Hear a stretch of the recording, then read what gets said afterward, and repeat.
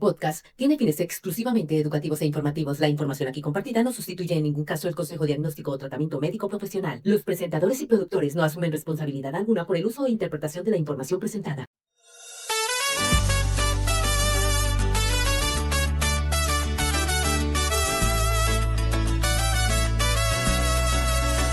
Hablamos de la vida, llenos de energía. Doctor Bastidas al micrófono, alegría. Desde la mente al cuerpo, todo en sintonía.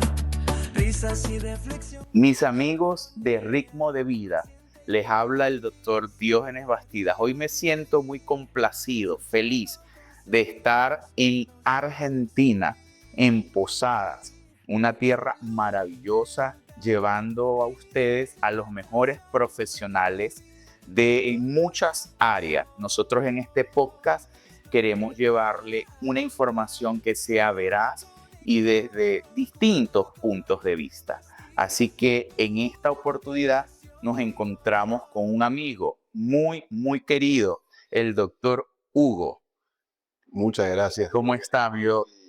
La verdad, muy contento de poder estar charlando con vos, con tu audiencia, sobre un tema muy relevante, ¿no? Así es. Hoy vamos a hablar de parálisis facial y sus efectos generalmente en esa psiquis, los efectos tanto visuales, estéticos que puede dejar esta patología, pero que hoy queremos tratarlo con un sentido humanista para que sientan que no es lo peor que puede pasar, que hay soluciones, que lo importante es consultar a tiempo.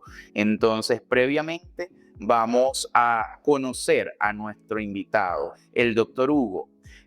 Doctor Hugo, ¿cómo está? El doctor Hugo es neurólogo, un neurólogo con una amplia experiencia en la materia, que se encuentra en Posadas, que lo podemos conseguir como un profesional de alto nivel, de mucha calidad y sobre todo con un sentido de conexión a nuestros pacientes muy importante, porque eso es lo que nos hace a nosotros o forma parte del buen profesional. Así que, doctor Hugo, bienvenido.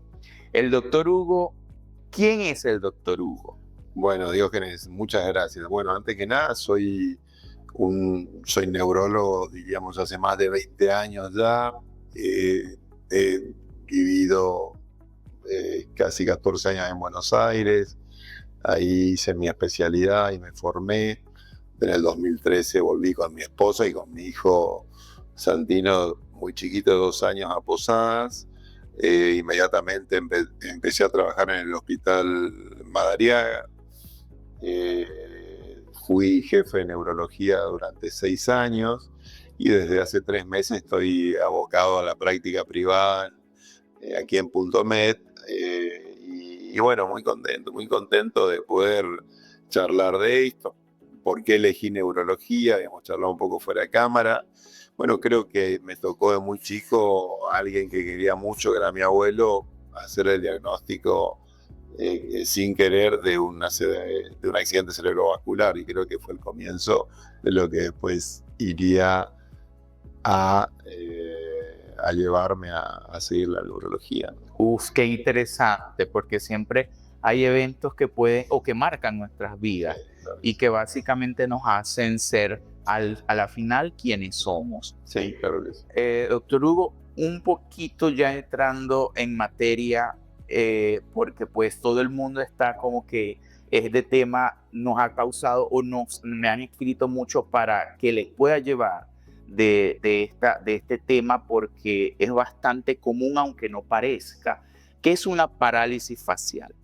Bueno, una parálisis facial es un cuadro que aparece en general en forma relativamente súbita, si bien pueden haber algunas molestias días previos en el gusto o alguna alteración de sensibilidad en la región mascoidea o cerca al pabellón auditivo, pero se instala en forma bastante súbita, ¿no? Y lo que es importante, porque el paciente, cuando ve esa simetría facial, cuando percibe o cuando le dicen, El gran miedo es si es una parálisis facial periférica o es una ACV, ¿no es cierto? Correcto, Entonces, ¿es esto periférico o es esto central, no? correcto. En general, no siempre, pero podemos decir de que las parálisis faciales periféricas involucran la frente y a diferencia de lo que es la parálisis facial central de una ACV, donde la frente está preservada. Y por otro lado, en un accidente cerebrovascular,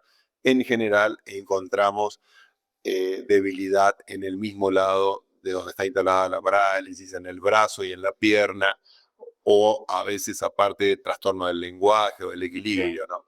En cambio, la parálisis facial periférica es un cuadro desde el punto de vista estético muy importante, pero sin embargo no se acompaña de debilidad del brazo, no se acompaña de debilidad de la pierna, no se acompaña de un trastorno del lenguaje, ¿no? Ok, El primer punto es la tranquilidad de saber que, bueno, no es una ACV. Ahora, hay cosas por hacer cuando uno correcto. diagnostica una parálisis facial periférica. Las primeras 72 horas es sumamente importante. Bueno, primero asistir a la guardia, que un médico pueda ver al paciente, encuadrar qué diagnóstico tiene, porque no se nos puede escapar jamás una CD y no atenderlo, ¿no? Y si es una parálisis facial periférica, hay muchas cosas por hacer. Primero, si estamos dentro de las 72 horas, es mandatorio empezar con corticoides, Ok, porque la parálisis facial periférica, 75-85% de las mismas, se denominan también parálisis de Bell o Afrigore. En general, tienen una evolución en general bastante benigna, en un gran porcentaje de ellas. En 3 a 6 meses el paciente tiene una recuperación casi completa. Hay un porcentaje que no. Y hay una clasificación que usamos, que es la clasificación de House y Brackman, que tiene de estadios del 1 al 6, de acuerdo a la gravedad. Y en general, una de las hipótesis fisiopatológicas de por qué sucede es por la reactivación de un virus que tenemos estado latente, que es el virus de herpes simple tipo 1, que estaría estado latente o abandonado en el ganglio geniculado, ¿no? ok. Fíjese, doctor, que en mi caso, yo estaba haciendo un entrenamiento en La Paz, Bolivia, hace ya como más o menos unos 3, 4 años. Y de repente comencé a tener sintomatología de parálisis facial. Fui, consulté, efectivamente era una parálisis facial, una parálisis de Bell. Me la trataron a tiempo, no tuve secuelas. Posteriormente volví a tener otro cuadro.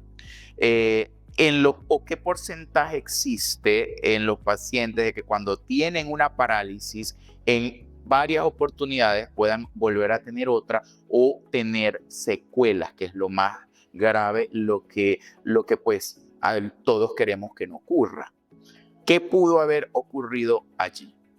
No, puede verse pacientes que recurren en la parálisis facial periférica, lo vemos, no es que sea lo más frecuente, pero lo vemos también.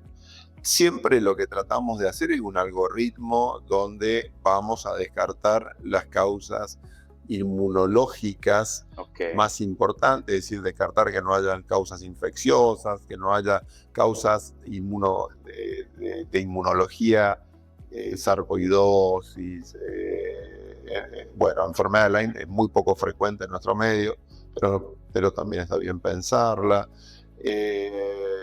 Descartar, hacer un algoritmo muy prolijo, muy completo de motivos por los cuales podría recurrir y tener un estudio por imagen también completo, estar totalmente seguros de que no hay ninguna causa secundaria de parálisis facial periférica. Claro, correcto. Y eso es importante porque pues tenemos o el paciente tiene que acudir al médico, tiene que acudir al facultativo que pueda ayudarlo y que pues en muchos casos debe ser remitido al neurólogo, que es el profesional idóneo para tratar de manera inicial esta patología, pero también las consecuencias que puedan darle. Ahora viendo el impacto emocional más frecuente que hay en los pacientes con parálisis secuelares, ¿cuál es? ¿Qué es, digamos, el resumen que usted ha visto en su consulta? No, no, tienen, esto depende mucho, Diógenes, de qué grado de parálisis facial periférica tiene el paciente. Ok, En los casos leves, la evolución es muy buena, el impacto quizás es menor. En los casos severos, estamos hablando de la clasificación de Howe-Bragman 5 o 6, ok. realmente la simetría facial es ostensible, tiene un impacto psicológico muy grande, porque esa persona se ve absolutamente distinto cuando se mira al espejo para ir a trabajar, está borrada. Y después están esto que decías muy bien vos, que hay que tratar de evitar. En la parálisis facial periférica hay que tratar de evitar ciertas cosas. Una de ellas, y muy, muy común, es la úlcera de córnea, ¿no es cierto? La exploración corneal, por lo cual hay que tener, si no puedo tener una oclusión vertebral completa, hay que utilizar lágrimas artificiales cada 2 horas en ese ojo, una gotita cada 2 horas, a la noche ungüento o un gel lubricante, hacer un parchecito en el ojo cuando duerme. A partir de los 7 a 10 días, empezar a trabajar mucho con kinesiología, intensamente con kinesiología. Habíamos dicho de que se utiliza corticoides, si el caso es muy severo, se utiliza también palaciclovir, o sea, un antiviral, Ok, para un poco de respuesta a la hipótesis de una reactivación del virus específico. ¿Qué otras complicaciones, un poco me decías, también pueden haber? Son las incinesias. ok, Y las incinesias son una complicación importante. Por las incinesias se da, ¿qué quiere decir? Es un movimiento involuntario que se da cuando uno quiere generar un movimiento voluntario. Es decir, cuando yo quiero cerrar, por ejemplo, que si yo el ojo izquierdo, doy un beso. mm, O al revés, cuando quiero dar un beso, cierro el ojo. Es decir, hubo lo que se puede denominar una reinervación anómala correcto, de ese nervio que está dañado. En la medida que fue recuperándose, ¿qué pasó? Hubo una reinervación que no fue la que debería haber sido, y pasa esto. correcto. Esto, si se acompaña hoy muy severo, se pueden utilizar en algunos casos toxina botulínica. Hay maneras de trabajar sobre eso también. Ahora bien, Hugo, que hablaste de toxina botulínica, ¿cómo se debería usar o en qué paciente se debería usar toxina botulínica? Si funciona, cuál es el tiempo más o menos de efecto y cuáles van a ser los resultados que se van a obtener con el uso de toxina. Es decir, al paciente se le debería indicar, por ejemplo, en las encinesias, cuando hay esos movimientos, esas reinervaciones anómalas, funciona, los resultados son más armónicos. ¿Cuál ha sido tu experiencia? Bueno, en principio yo no trabajo no aplico toxina botulínica derivada a mis pacientes Ok, cuando han tenido necesidad de ello, y la verdad que le ha ido muy bien. Y son casos, como decís, Diógenes, son casos muy severos, son casos donde la verdad que las incidencias está jugando un rol muy importante, y hay que tomar medidas. Y la duración de la toxina es más o menos cerca de entre 3 y 6 meses, dependiendo. Algunos pacientes dura 3 meses, correcto. algunos más, algunos menos, pero el resultado ha sido muy bueno en los pacientes que tuvo que derivar para abordar esta complicación, ¿no? Excelente. Es importante recordar que en los primeros estadios agudos o subagudos, hay que tener mucho cuidado con la utilización de kinesiología con electricidad, porque puede también favorecer la presencia de estas incinesias, ¿no? Okay. A través de lo que puede pasar ya en lo que es la evolución de una parálisis facial periférica ya después de 2 o 3 meses, donde hay muchas secuelas, y ahí se pueden pensar técnicas que ya de rehabilitación, donde sí puede ser utilizada. Ok. En casos avanzados, ¿se podría hacer una cirugía para mejorar, digamos, la armonía del paciente? ¿Cuáles son las indicaciones y cuál es tu recomendación? Bueno, la recomendación de cirugía, evidentemente, para la parálisis facial periférica muy severa, estadio 6 Ok, o 5 de House y Brackman. Hay que hacerlo en un centro con alta experiencia, digamos. ok, Nosotros acá no tenemos experiencia en cirugía del nervio facial en esos casos. ok. Hay que derivarlo en un lugar con alta experiencia, porque es una cirugía compleja. Digamos, Ujú. el trayecto del nervio facial en el hueso temporal eh, sabemos que es muy estrecho anatómicamente por donde discurre el nervio facial, de modo tal de que tiene que ser centros muy experimentados para Correcto. caja. Está escrito. Está descrito que puede realizarse. Ahora bien, Hugo, en cuanto a la parte emocional, habíamos hablado que el paciente se va a aislar muchas veces, el que tiene secuelas, sufren de baja autoestima, el impacto a veces de no reconocer su propio rostro al verse al espejo, lo habíamos hablado.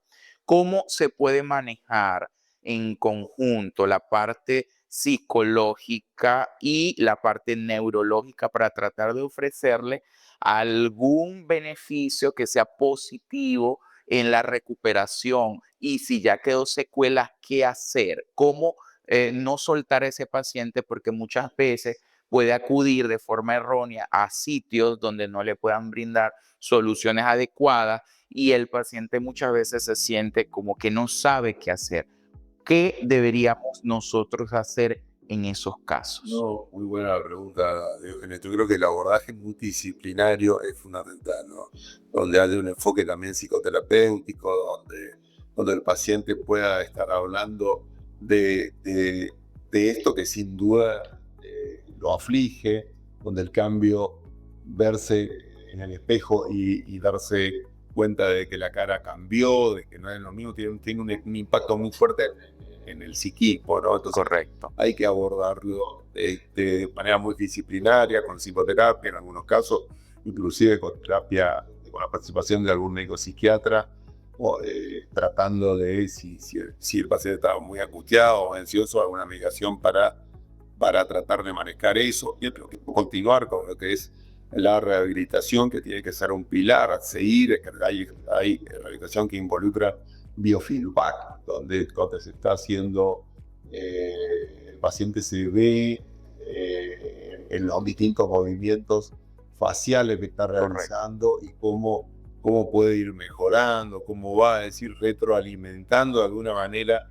Eso a veces, esas pequeñas mejorías son muy importantes. Correcto, y que ayuda. Siempre cuando hay mejorías, el paciente va a tener un grado de mejoría también de la psiquis, como lo decías. Completamente. Y para aquellas personas que nos ven, muchos que no conocen o no saben de medicina, digamos, en términos básicos, ¿qué recomendaciones se le hace para que acudan, pues, de forma prioritaria cuando sientan qué síntomas? Habíamos dicho que habían unos síntomas iniciales, pero ¿cuáles son las recomendaciones para aquella persona del común, de pie a pie, que dice, bueno, ¿qué puede ocurrir o qué está pasando? ¿O cuál va a ser el síntoma de alarma para yo poder acudir a nosotros? ¿Qué recomendación nos da? Mi recomendación es: inmediatamente el paciente presenta una asimetría facial, debe concurrir a la pared. Ok, Porque pensemos que el corticoide que se le va a administrar una vez confirmado el diagnóstico de parálisis de Bell, tiene una máxima potencia en las primeras 72 horas, los primeros 3 días. ok, Por dilatando, no es lo mismo que empezar dentro de los primeros 3 días el corticoide, que tener que empezar una semana después, o 10 días después, o 2 semanas después. Ya el efecto del corticoide cae notablemente. Y también al mismo tiempo, la posibilidad, si fuera necesario, de utilizar una actividad, aunque hay que saber, el tiempo es oro, y vale la pena ir inmediatamente a la guardia para empezar con las medidas más importante al mismo tiempo. Y eso es importante porque nos llena, digamos, al paciente se le podría ofrecer alguna solución que pueda evitar muchas veces alguna secuela, que es lo que nosotros queremos. Y que pues lo que esperamos para que esas complicaciones no sean tan evidentes y podamos tratarlas. Afortunadamente, la mayoría de los casos son resolutivas, ¿cierto? Se pueden mejorar, se pueden revertir. Correcto. Mido, muchas gracias por esta pequeña entrevista. Quería entonces dejarte nuestro pequeño espacio para que invites a toda la población de acá de Posadas, donde te encuentras ubicado y además de ello, en qué temas estás trabajando para ofrecerle a toda nuestra gente.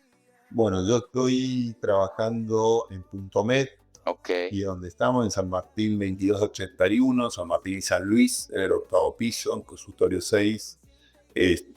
Bueno, soy un neurólogo general, abordamos distintas áreas de la neurología, desde este tema que hoy nos llevó a charlar, que es la participación periférica, también movimientos anormales, Parkinson o distintos tipos de movimientos anormales, epilepsia, accidentes cerebrovasculares, enfermedades inmunomediadas como esclerosis múltiple, neuromielitis, enfermedades neuromusculares, esclerosis lateral amiotrófica, síndrome de Guillain-Barré o otro tipo de enfermedades. Y también, por supuesto, enfermedades degenerativas como demencias o deterioros cognitivos, que hacen un poco migrañas, cefaleas, correcto. hacen lo que es la vida diaria de un neurólogo, ¿no? Perfecto. En mi consultorio. Excelente. Y bueno, el doctor Hugo, muy agradecido por recibirnos en su consultorio espectacular con una vista maravillosa que va a relajar a todas las personas que acudan con él.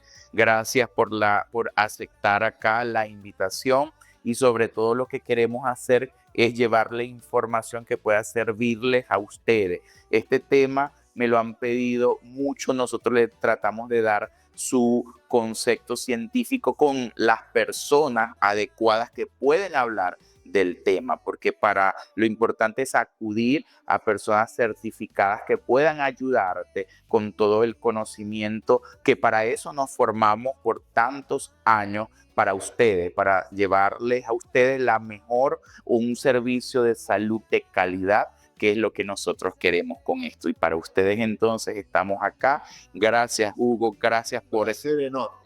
Y nos estamos viendo en otro capítulo de Ritmos de Vida. Chao, chao.